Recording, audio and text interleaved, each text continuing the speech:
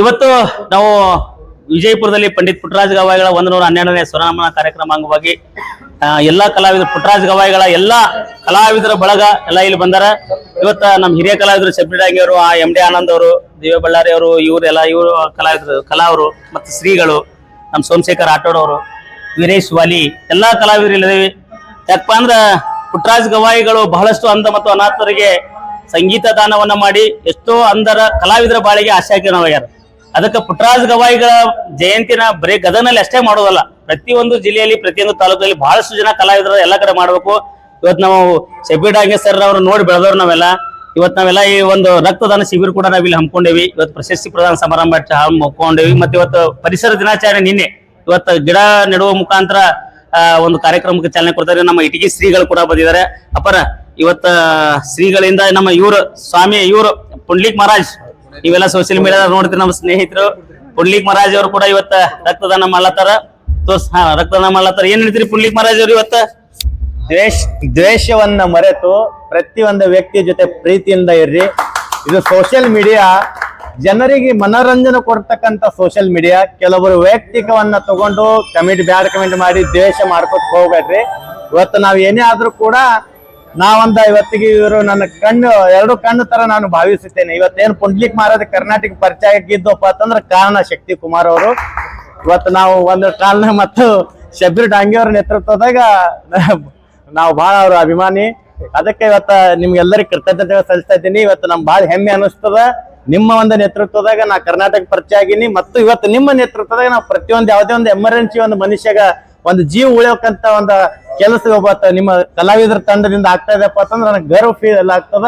ನಾ ಒಂದು ಹೆಮ್ಮೆಯಿಂದ ಪುಣೆಯಿಂದ ಬಂದೀನಿ. ಎಲ್ಲರಿಗೂ ಒಳ್ಳೇದಾಗ್ಲಿ. ಜೈ ಶ್ರೀಮಹಾಕಾಲ್. ಒಳ್ಳೆಯವರಿಗೆ ಒಳ್ಳೇದೇ ಆಗ್ಲಿ. ಎಲ್ಲರೂ ರಕ್ತದಾನ ಇದು ಮಾಡತಾರೆ. ರಕ್ತದಾನ ಮಾಡತಾರೆ. ಸುಮಾರು ಒಂದು 20-25 ಜನ ಕಲಾವಿದರು ಶ್ರೀಗಳ ಆಶೀರ್ವಾದದಿಂದ ಒಂದು ಕಾರ್ಯಕ್ರಮ. ನೀವು ಒಂದ್ 2 ಮಾತು ಪುಟ್ಟರಾಜ ಗವಾಯಿಗಳ ಪುಟ್ಟರಾಜ ಗವಾಯಿಗಳವರ ಜನ್ಮ ದಿನೋತ್ಸವದ ಅಂಗವಾಗಿ ಇಲ್ಲಿ ರಕ್ತದಾನ ಶಿಬಿರ ಹಾಗೂ ಸ್ವರನಮನ ಕಾರ್ಯಕ್ರಮ ಬಹಳ ಸುಂದರವಾಗಿ ಐತಿಹಾಸಿಕ ಪಟ್ಟಣವಾಗಿರ್ತಕ್ಕಂಥ ವಿಜಯಪುರದಲ್ಲಿ ನಡೆದುಕೊಂಡು ಬಂದಿದ್ದು ಇಡೀ ನಮ್ಮ ಕರ್ನಾಟಕಕ್ಕೆ ಹೆಮ್ಮೆ ತರತಕ್ಕಂಥ ಕಾರ್ಯ.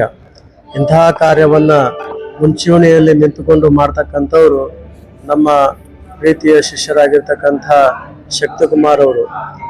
ಶಕ್ತಿಕುಮಾರ್ ಅವರು ಬರೇ ಇಷ್ಟೇ ಕಾರ್ಯಕ್ರಮ ಅಲ್ಲ, ಸಾಮಾಜಿಕವಾಗಿ ಹಾಗೂ ಧಾರ್ಮಿಕವಾಗಿ ಆಧ್ಯಾತ್ಮಿಕವಾಗಿ ಎಲ್ಲ ರಂಗದಲ್ಲಿಯೂ ಕೂಡ ತಮ್ಮನ್ನೇ ತಾವು ತೊಡಗಿಸಿಕೊಂಡಿರ್ತಕ್ಕಂಥವ್ರು. ಹಾಗಾಗಿ ಇವತ್ತು ರಕ್ತದಾನ ಅಂತಂದ್ರೆ ಎಲ್ಲರೂ ಕೂಡ ಇದನ್ನ ಮಾಡಲೇಬೇಕು. ಯಾಕಂತಂದ್ರೆ ರಕ್ತದಾನ ಬಹಳ ಶ್ರೇಷ್ಠವಾಗಿರ್ತಕ್ಕಂಥ ದಾನ.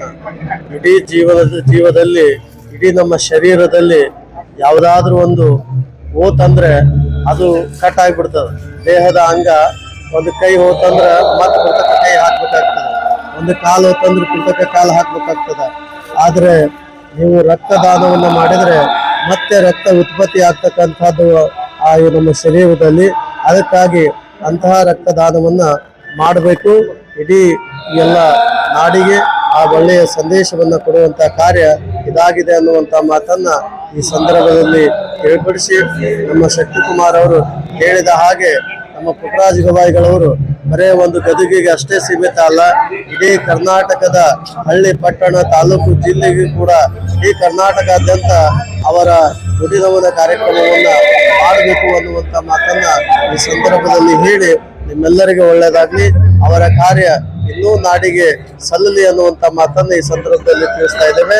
ಒಂದು ಜೀವ ಉಳಿಸುವುದಕ್ಕಾಗಿ ಈ ರಕ್ತದಾನ ಶಿಬಿರ.